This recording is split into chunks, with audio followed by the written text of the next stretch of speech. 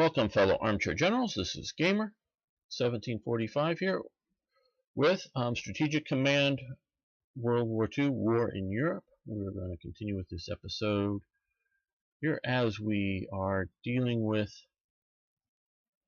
how to shift our forces to crush in the Mediterranean and be prepared to deal with what's happening with the Soviets.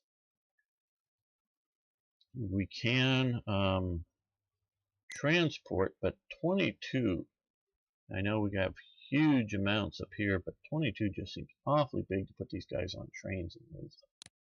So I'm not doing that. I don't like that element of this game. So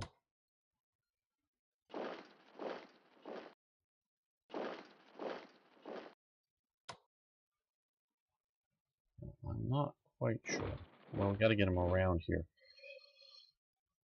I presume we're going to have a Yugoslav and other events happening.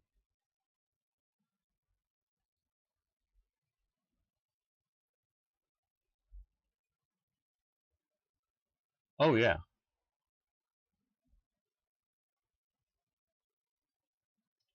So let's see now. We're going to end this turn.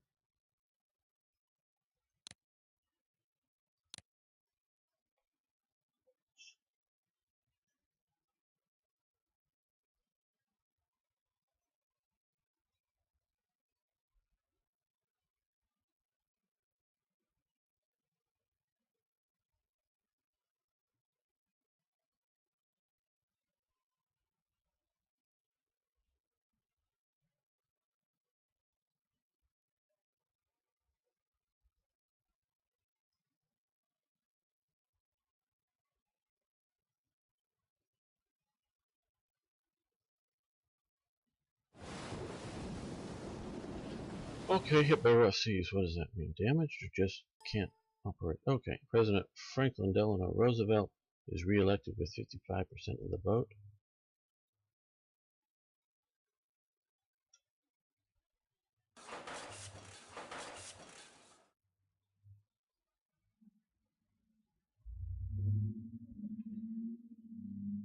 Okay, good. Yeah, and Antifa is, quite honestly, in my opinion, Antifa is a good thing because it shows the true colors of the other side. Not that I agree with what they're doing, but it is a unmasking, if you will, their real aims. They have in the left, and I don't think there's one sort of centralizing body or group or whatever, but they have basically adopted the Fabian socialist. Oh, good, we got interceptors going, escorts. We got air power down here awfully quick. Oh, it's their CVs, okay. Oh, bombers out in the desert. Up. Ooh, stayed there too long. Good, we dived.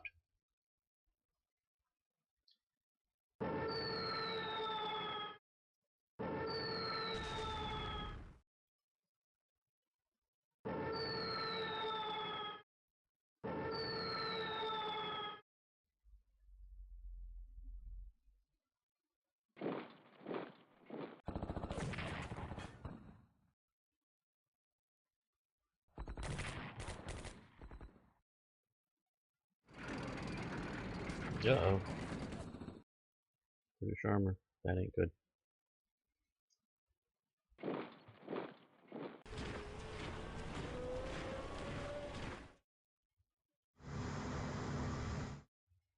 Uh-oh.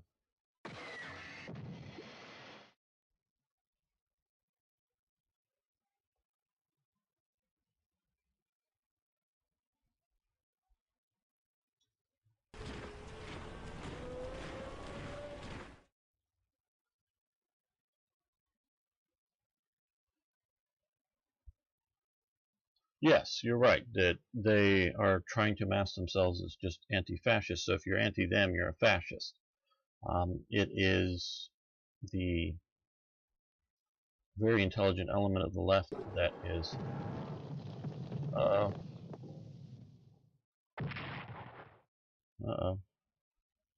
damaged their battleship, is the classic control of the language. So, but you're absolutely right. They are intelligence report. Okay. Strategic advice. General Franco is giving us access to port of Vigo in northwest Spain and Santa Cruz in the Canary Islands. At these ports, our ships will be able to refuel and carry out limited repairs. Recommendation using ports could be useful, although take care they always don't blockade the port and trap any units there. Okay, good to know. Right. Okay. We're going to have to sort of, I guess, walk these units or whatever.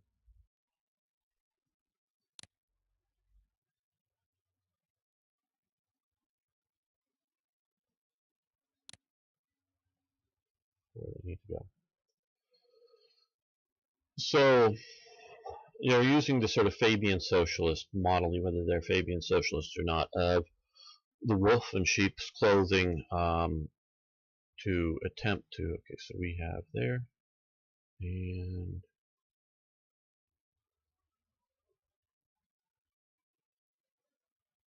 down here, okay, cool. So, these guys here, sneak away. I think we're just going to come back with you. That they're using these tactics, and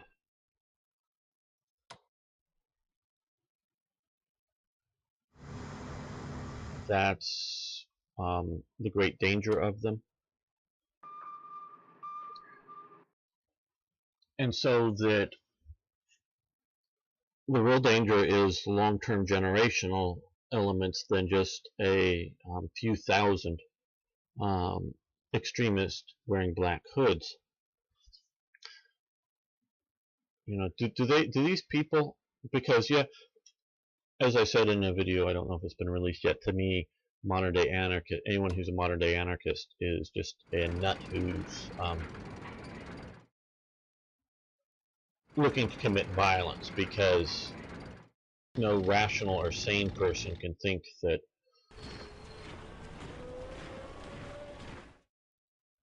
living without a state of some sort is at all useful. As I said before, when you had kings and queens living in palaces and dirt poor people living in slums in the 19th century, anarchism of that sort of type of you know, wanting to get rid of these big states, that you could argue for that. Not that I support that, but you can argue for it. And so with the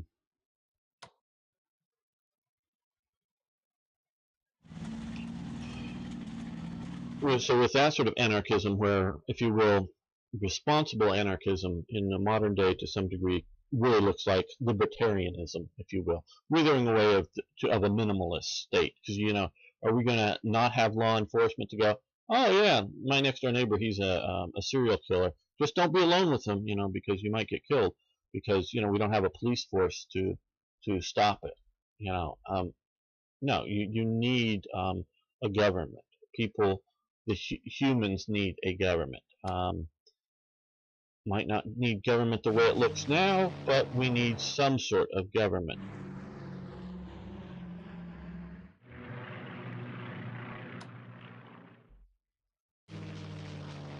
Moving a lot of air, but we are keeping some air here to keep the Brits in balance. So maybe we should do a parachute landing, I don't know, but so you have, and the old colors for anarchism, the old ones, are black. But outside of black, or outside of the anarchists for black, who are the people that wear black? They're the fascists. Do these Antifa people not get the irony of that? That's only going to hurt me. They're about ready to be. Okay.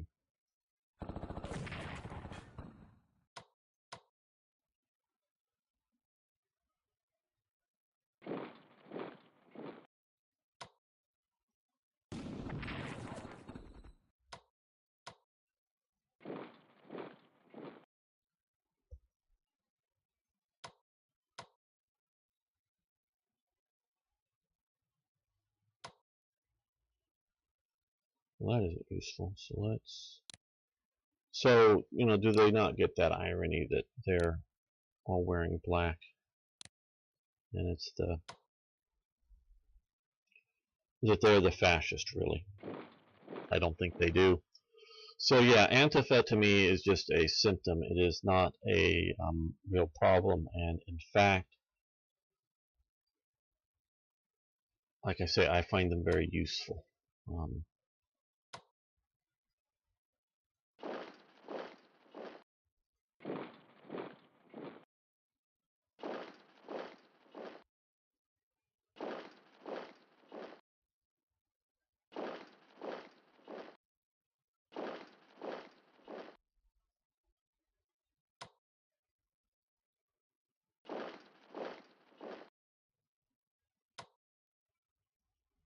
Well,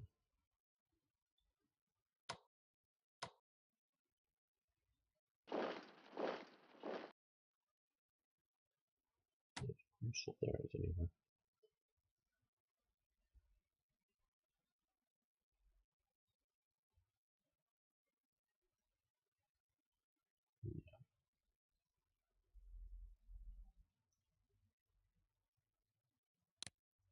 Italy.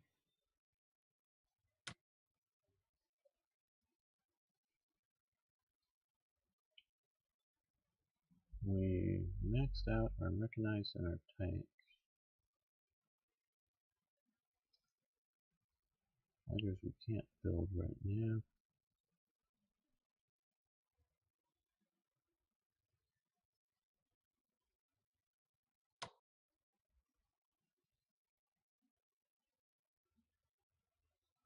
Yeah, I think it's useful. For Germany, I think a few more garrisons are pretty cheap.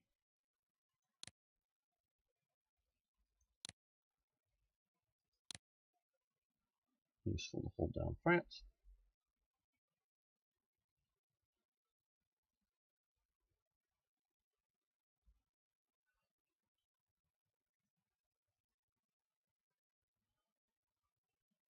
Well, the current government, you're talking what Trump has done?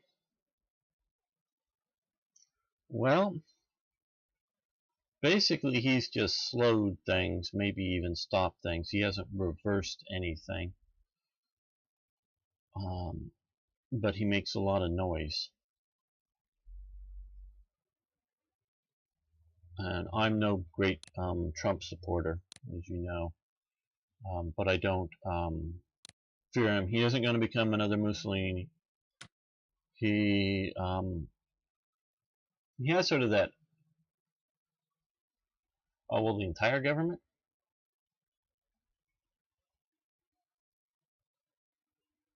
The entire government is a vast, huge apparatus that is very hard to control. If I were the president, and not, you know, I mean, who wouldn't want to be a dictator, but if I were the president, my big push would be to, one of them at least, would be to, for the U.S., because it really does need one, is to set up a Department of Foreign Affairs, and so that they could deal with things internationally.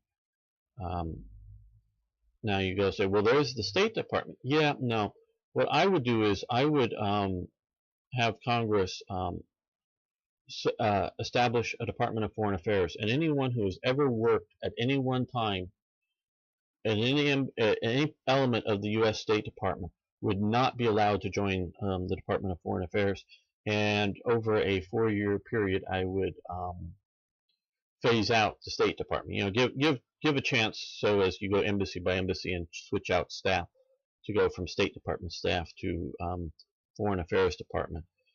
And I would also abolish several major departments in the U.S. government. And the U.S. governmental state is vehemently against it, and they're going to fight in many ways. And a lot of times,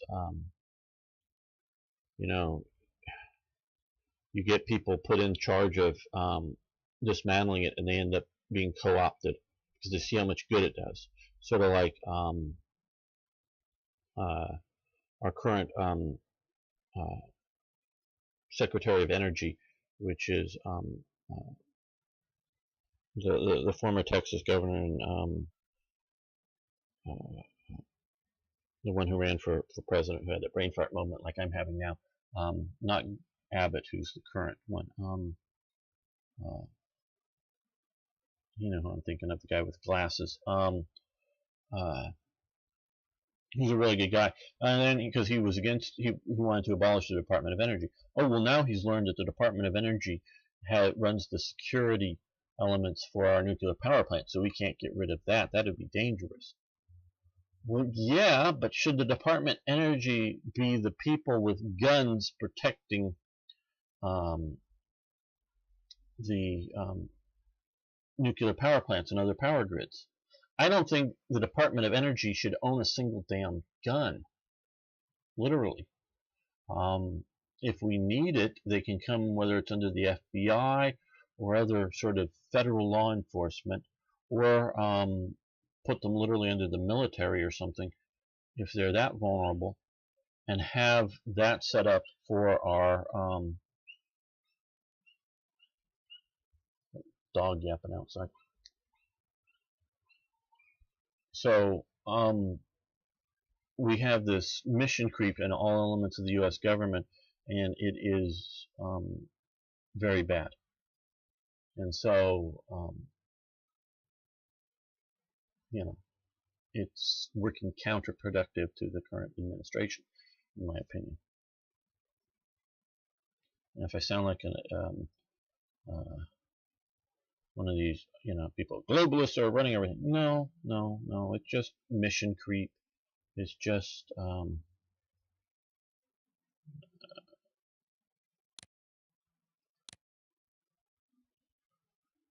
things like that.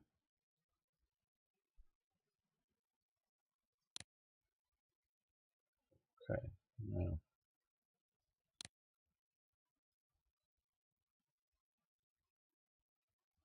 let's get one more fighter unit. We want them to be advanced. Now that we have maxed out U.S. fighters, let's get Hungarian fighters going.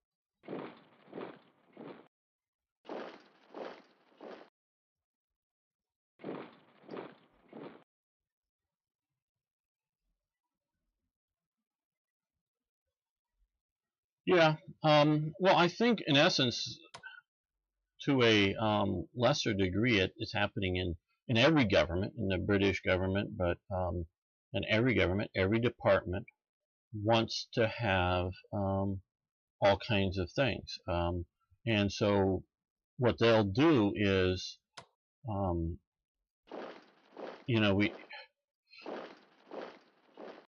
Django, did you ever watch the TV series Yes Minister and then later the Yes Prime Minister?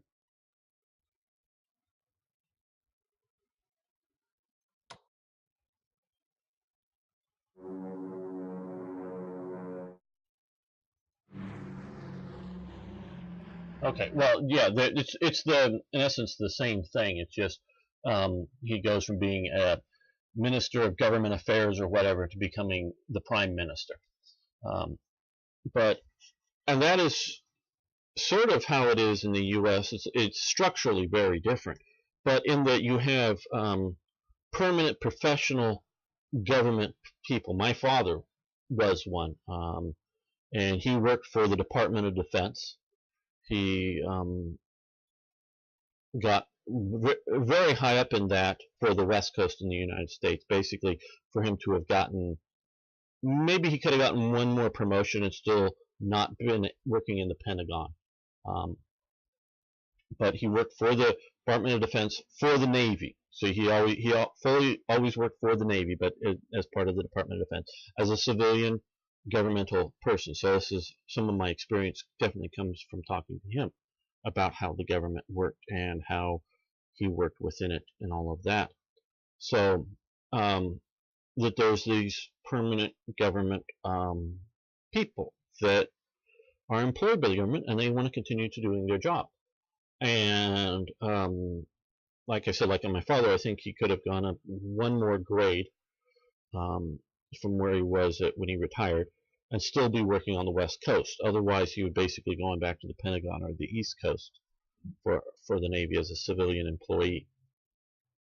I think the equivalent of like a naval commander or something, he was a GS-12, so his civilian grade, and that sort of it was sort of somewhat important because at times he was deployed onto U.S. Navy vessels to observe and record test firings of like anti-submarine missiles, just as a civilian deployed out there, and what sort of, and the reason it meant what sort of officers' barracks that he would stay in, or what sort of accommodations on the ship he would be given.